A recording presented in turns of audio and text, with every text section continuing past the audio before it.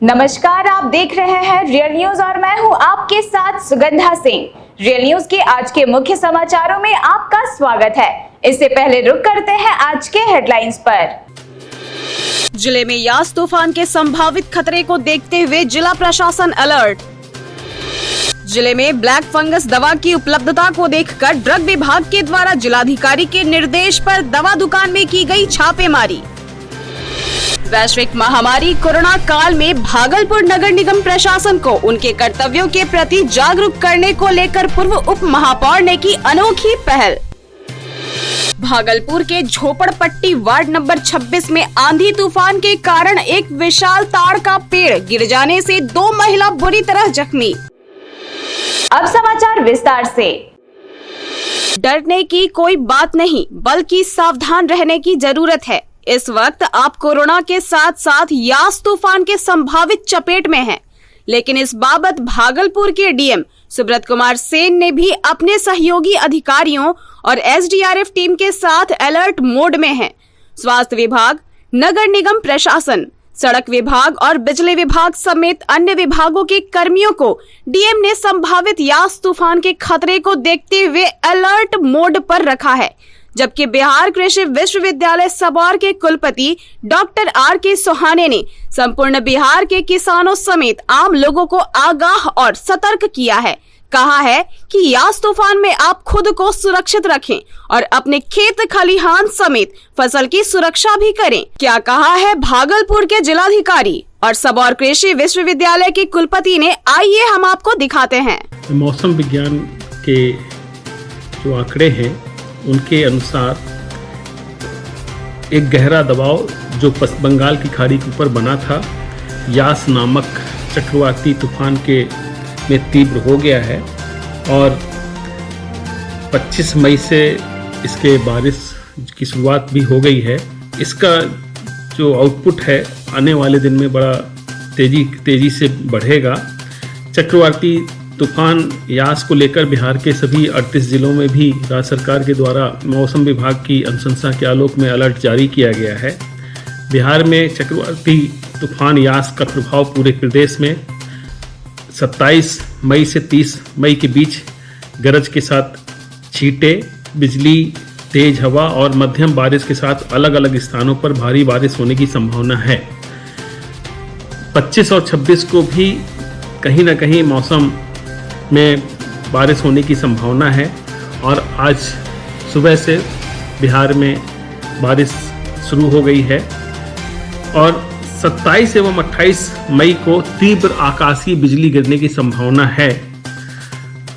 इस परिस्थिति में हम लोग किसान भाइयों से और जो हमारे बिहारवासी हैं उनसे विश्वविद्यालय के की तरफ से अपील है कि वो आवास में ऊपरी तलों की अपेक्षा भूतल पर रहें। रेडियो और टीवी पर मौसम के साफ होने का संदेश प्रसारित होने का इंतजार करें। पुराने और क्षतिग्रस्त भवनों और पेड़ों के नज़दीक आश्रय लेने से बचें। बिजली और टेलीफोन के खंभों के नीचे न खड़े हों। खंभों के गिरने से शारीरिक क्षति हो सकती है। घर के बाहर होने पर किसी छतदार मकान में आश्रय लें। और ये भी सलाह दी जाती है कि यदि घर में ही है तो पानी का तल, फ्रिज, टेलीफोन आदि को न छुएं। पैदल जा रहे हों तो धातु की डंडी वाले छातों का उपयोग न करें। खुले आकाश में रहने को बाध्य हो तो नीचे के स्थल को चुनें। एक साथ कई आदमी इकट्ठे न हों। 2 लोगों के बीच की दूरी कम से कम 15 फीट हो। किसान भाइयों को ये भी सलाह दी जाती है कि अभी मूंग की फसल लगी हुई है, उसमें अगर जल जमाव होने की आशंका होगी इस चक्रवाती तूफान से तो जल निकासी की व्यवस्था कर लें। साथ ही किसान भाइयों की अगर कोई ऐसी फसल जो पक्के तैयार हो गई है, विशेषकर मक्का वगैरह की, तो अभी उसका कटाई न करने की सलाह दी जाती है। और तीसरा, अभी किसी भी तरह की सब्जी या फसलों में कीटनाशी और ऊपर निवेशन जो हम खादों का करते हैं उनको नहीं करने की सलाह दी जाती है। अत्यधिक बिजली चमकने की संभावना है, इसलिए किसान विशेष सतर्कता बरतें और खुले स्थानों पर न जाएं। और मुझे विश्वास है कि ये चक्रवाती तूफान जो हमारा यास जिसको बिहार में आने की संभावना है और 26 से 30 तक थोड़ा सा सेंसिटिव है। इस बीच में सभी लोग सुरक्षित रहें, यही हमारा अनुरोध है। कोरोना महामारी के संक्रमण के बाद अब ब्लैक फंगस पूरे देश के साथ साथ बिहार और भागलपुर में भी पांव पसारना शुरू कर दिया है और इसके संक्रमण के कारण भागलपुर में मौत का सिलसिला भी प्रारंभ हो चुका है। ब्लैक फंगस के बढ़ते प्रभाव पर रोक लगाए जाने को लेकर जिलाधिकारी सुब्रत कुमार सेन के द्वारा स्वास्थ्य विभाग को इसकी दवा की उपलब्धता को लेकर दिशा निर्देश जारी किए गए हैं, जिसके बाद ड्रग विभाग के द्वारा लगातार इसके संक्रमण से बचाव को लेकर दवा दुकानों में दवा की उपलब्धता को लेकर छापेमारी अभियान चलाया जा रहा है। ड्रग इंस्पेक्टर दयानंद प्रसाद के नेतृत्व में भागलपुर के तिलका मांझी हटिया रोड स्थित डब्ल्यू मेडिकल हॉल में ड्रग्स विभाग द्वारा छापेमारी की गई। इस दौरान दवा दुकान में ब्लैक फंगस के रोकथाम को लेकर उपयोग में लाए जाने वाली दवा मौजूद नहीं रहने पर ड्रग इंस्पेक्टर ने दवा दुकानदार जल्द से जल्द उन सभी दवाओं को मंगाकर दुकान में रखने की बात करते हुए कहा कि इससे संक्रमण पर रोक लगाई जा सकेगी। निर्देश मिला है, इसी ताल्लुक में हम लोग आज डब्ल्यू मेडिकल हॉल में गहन निरीक्षण या जांच का काम कर रहे हैं। जनरली हम लोग को अभी एक नई बीमारी चली है ब्लैक फंगस, उसमें जो दवा यूज होती है उसी का हम लोग जांच पड़ताल कर रहे हैं। निरीक्षण के क्रम में इनके यहाँ नहीं मिला है, लेकिन इनको निर्देश दिए हैं कि उक्त औषधि का भंडारण ही समुचित रूप से रखें और आम जनता को सही दाम पर बेचें, ताकि आम लोगों को परेशानी का सामना नहीं करना पड़े। सर, यहाँ निरीक्षण करने के दरमियान क्या कुछ बरामद भी किया गया? नहीं, अभी तक कोई बरामदगी नहीं हुई। अभी हम लोग जांच कर रहे हैं। जनरली हम लोग वही ब्लैक फंगस को लेकर के हम जाँच कर रहे हैं। कई जगह जो है मिला भी जो है, लेकिन जो है कार्रवाई जो है नगण्य रूप में हो रही है। 1 सप्ताह या 10 दिन के लिए सस्पेंशन होकर के ही छोड़ दिया जाता है, तो इसमें क्या सर? नहीं, ऐसी बात नहीं है। FIR भी हुआ है, 2 FIR हुआ है, दुकान का लाइसेंस भी सस्पेंड हुआ है।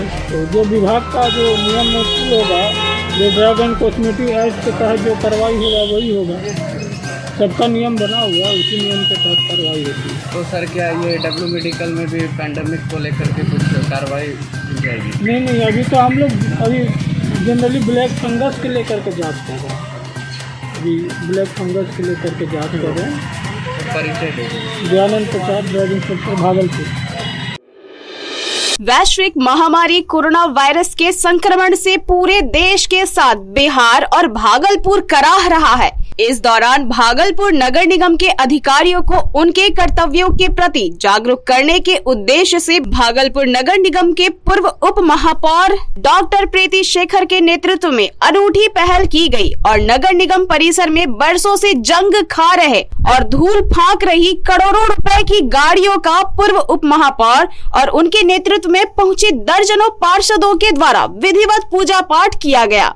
पार्षदों ने सभी गाड़ियों पर फूल चढ़ाए, अगरबत्तियां दिखाई और घंटी बजाकर नगर निगम प्रशासन को नींद से जगाने का प्रयास किया। नगर निगम प्रशासन के खिलाफ पार्षदों ने जमकर नारेबाजी भी की। इस दौरान पूर्व उप महापौर डॉक्टर प्रीति शेखर ने कहा कि लगभग 5 वर्ष पूर्व ही बिहार और झारखंड के पहले स्मार्ट सिटी के रूप में भागलपुर नगर निगम का चयन हुआ था, जिसके बाद करोड़ों रुपए मूल्य की लागत से स्मार्ट सिटी परियोजना के तहत शहर को स्मार्ट बनाने के लिए गाड़ियां खरीदी गई थी। लेकिन बरसों बीत जाने के बावजूद आज तक इन गाड़ियों का उपयोग शहर को स्मार्ट बनाने के लिए नहीं किया जा सका है। साथ ही पूर्व महापौर ने नगर निगम प्रशासन और सरकार से यह मांग की है कि अगर इन गाड़ियों का उपयोग नहीं हो रहा है तो कोरोना संक्रमण को देखते हुए इन गाड़ियों को बेचकर हर एक वार्ड में ऑक्सीजन सिलेंडर और एम्बुलेंस की व्यवस्था सरकार के द्वारा कराई जाए।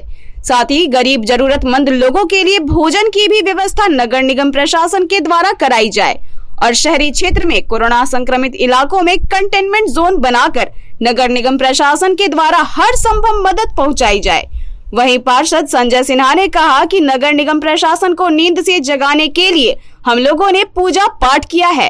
कार्यक्रम के दौरान पार्षद बबीता देवी, पंकज दास, अशोक पटेल, बीबी वलीमा, उमर चांद, अभिषेक कुमार उर्फ सोनू, गोविंद बनर्जी, पार्षद प्रतिनिधि शशि मोदी, दीपक शाह, मोहम्मद मेराज, गुड्डू दुबे, मोहम्मद सोनू सहित कई पार्षद और पार्षद प्रतिनिधि मौजूद थे।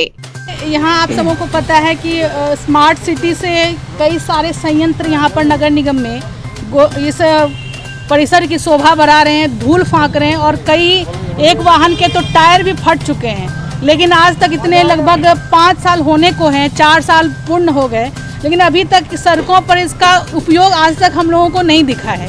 तो यह बहुत दुर्भाग्य की बात है। कोरोना जैसी संकट महामारी के इस दौर में भी अगर इस संयंत्र का कोई उपयोग नहीं है तो हम लोग डिमांड करते हैं नगर निगम प्रशासन से कि इसको बेचकर कम से कम जो कोरोना से जो लोग पीड़ित हो रहे हैं उनके लिए ऑक्सीजन सिलेंडर की व्यवस्था करा दें।